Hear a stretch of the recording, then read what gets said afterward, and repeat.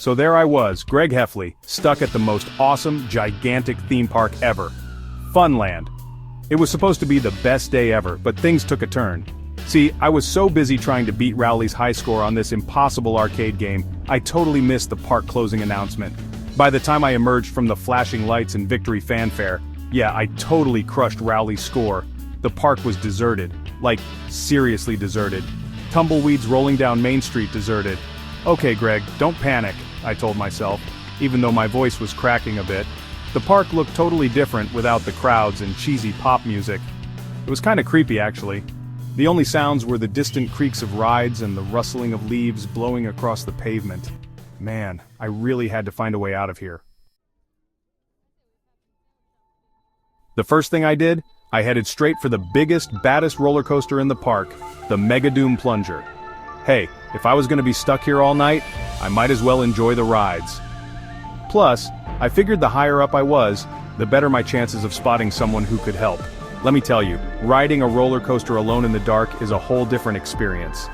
The wind whipped through my hair, and the only screams were my own. Okay, maybe I screamed a little louder than usual. It was actually kind of awesome being the king of the roller coaster, even if my kingdom was about to close for the night. After a few solo rides, reality set in again. My stomach was rumbling louder than the roller coaster, and I needed a plan. Time to explore.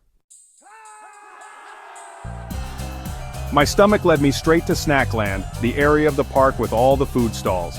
Lucky for me, one stall still had a half-eaten hot dog sitting on the counter. I know what you're thinking. Gross. But hey, desperate times, right? Fueled up, I continued my exploration. I checked behind every cotton candy machine and souvenir stand, hoping to find a security guard or maybe even a walkie-talkie I could use to call for help. No luck. Just when I was about to give up hope, I spotted something amazing. A whole stack of giant inflatable park mascot heads. You know, the ones those poor guys wear around all day to entertain kids? I grabbed a Parky the Parrot head and popped it on.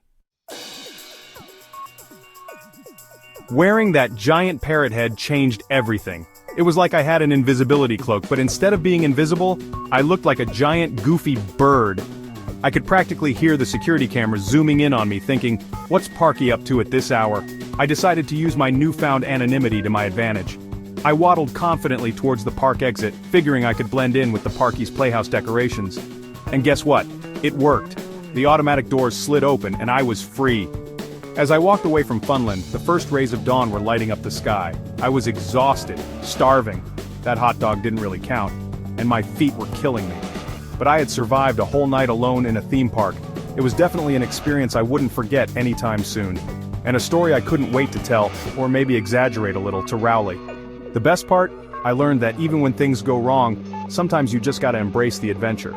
And maybe next time, remember to leave before closing time.